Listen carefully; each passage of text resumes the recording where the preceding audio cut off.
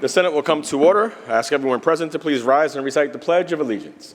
I pledge allegiance to the flag of the United States of America and to the republic for which it stands, one nation, under God, indivisible, with liberty and justice for all. In the absence of clergy, let us bow our heads in a moment of silent reflection or prayer.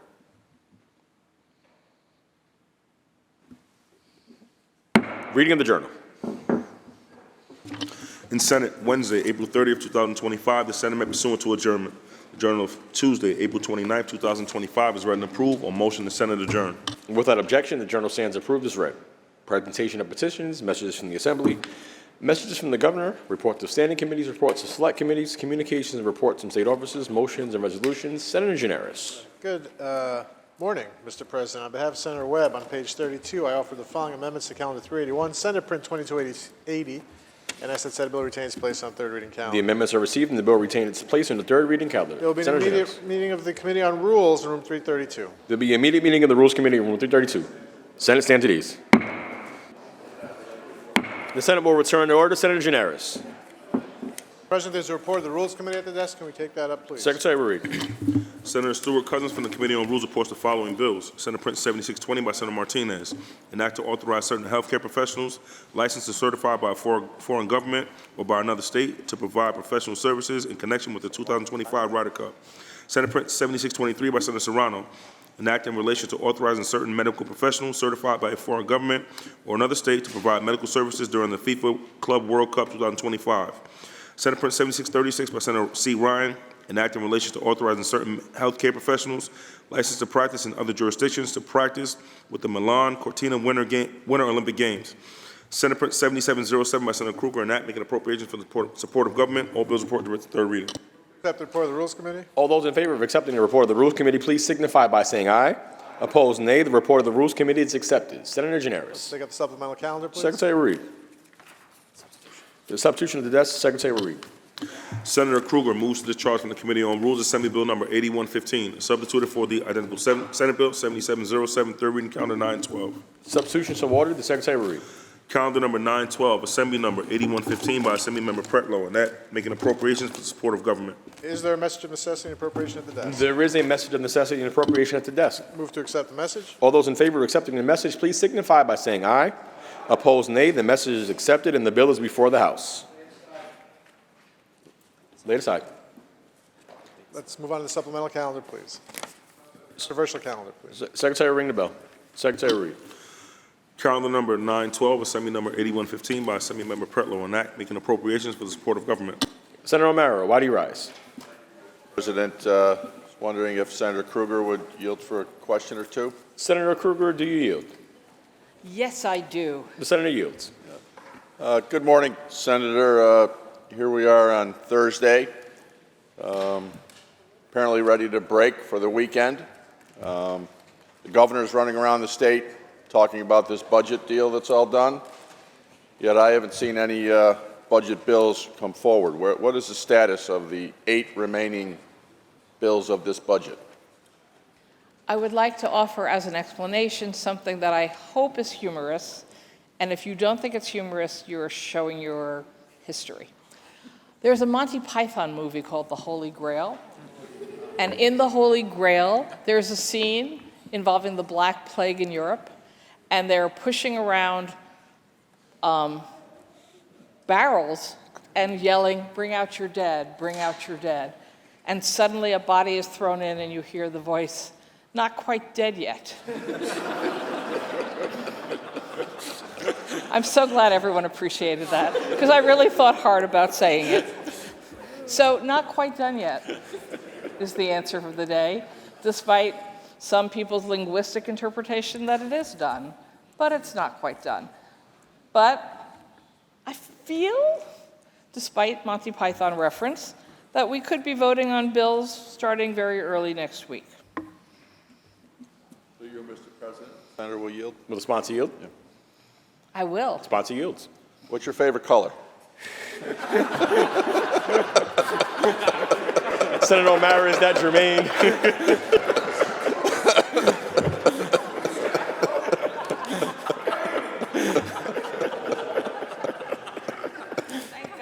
all not lost our senses of humor yet. Thank you. no, But the answer we is have. purple. I love purple. Purple, huh? Purples, yes, sir. Don't change your mind, because they'll throw you off the edge.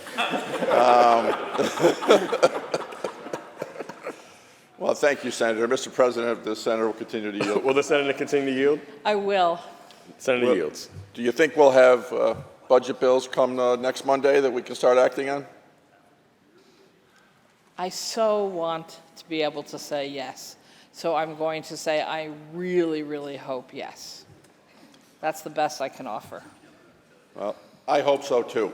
For our sakes and for the sakes of all New Yorkers, frankly, this needs to get wrapped up, and that's all I have for today, Mr. President. Thank you, Senator O'Mara. Senator Helming, why do you rise? Thank you, Mr. President. If Senator Kruger would yield for a couple of questions. Will the sponsor yield? Absolutely. Sponsor yields.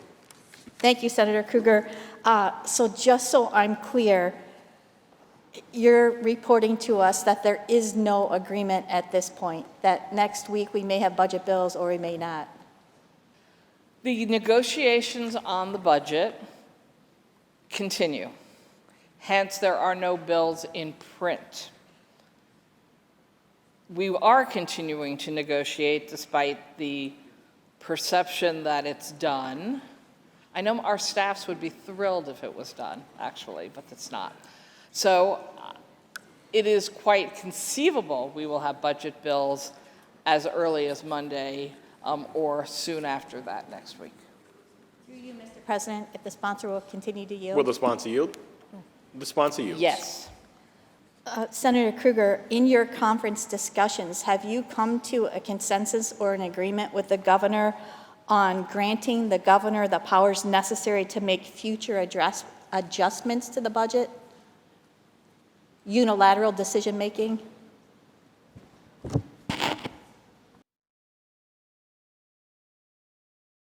Through you, I believe the senator is referencing a proposal by the governor to allow, in certain scenarios where the deficit, we end up with a deficit because revenues coming in are less than we expected, and we come to an agreement about the handling of that situation. Is that the question? Or are we asking something else? I'm sorry. Through you, Mr. President. Senator Helming, you may respond.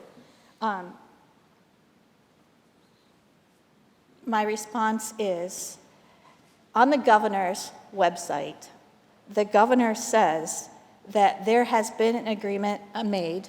The title is Governor Hochul Announces Agreement on Fiscal Year 2026 State Budget.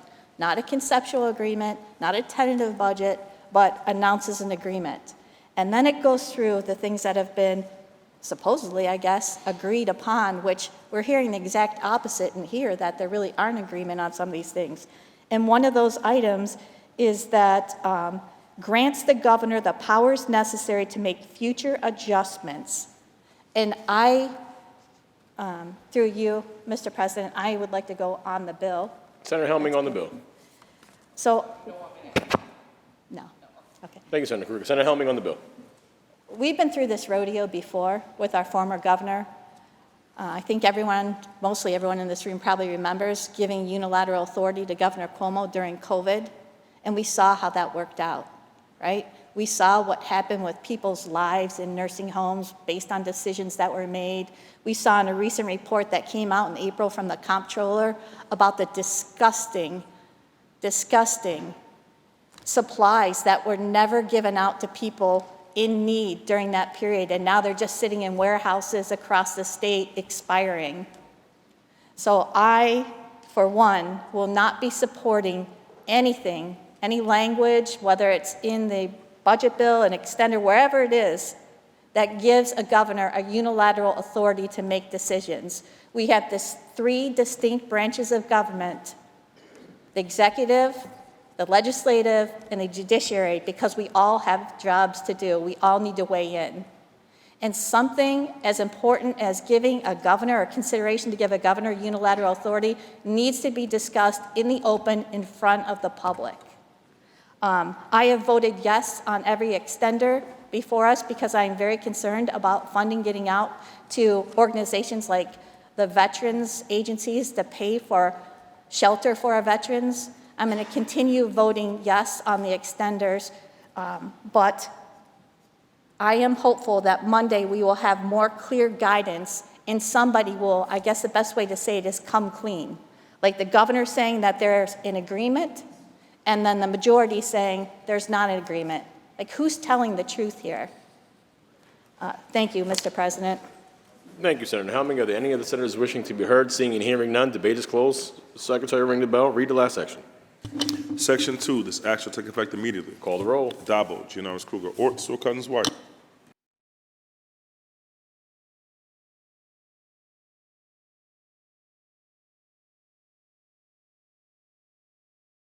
Senator Rhodes to explain his vote. Thank you, Mr. President. Here we are. Our state budget was due 30 days ago, a month ago, and we are no closer, I don't believe, to having any answers. The people of this state deserve those answers. 19.5 million New Yorkers are reading in the paper bits and pieces.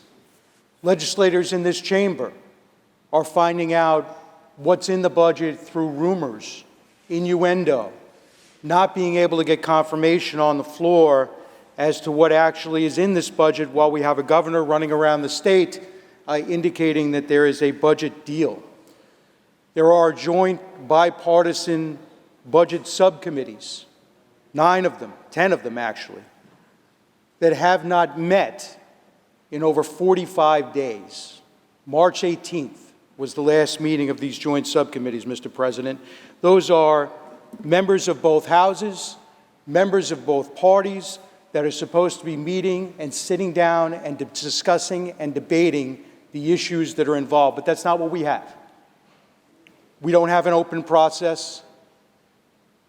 We don't have public accessibility. We don't have transparency. We literally have representatives of the majorities in each house and the governor's office sitting behind closed doors, negotiating major issues involving the state. A budget that will be over $250 billion, that will contain a massive $68 billion MTA capital plan, that will contain, from what we're hearing, horrific MTA payroll taxes on job creation in this state. Discussions regarding discovery laws, mask mandates, involuntary commitment. And meanwhile, we're sitting here today passing the 10th budget extender. 6% of the entire state's budget is being passed not by an actual budget, but by extender. Senator Rhodes, we reached a 2-minute vote explanation. How do you vote? Over a $15 billion Senator budget. Rhodes, how do you vote? I will vote in the affirmative. Senator Rhodes to be voting in the affirmative. Senator May to explain her vote. Mr. President, I want to thank Senator Helming for her comments and say I agree, and I think everybody here agrees that the last thing we as a legislature want to do is give the executive unilateral power.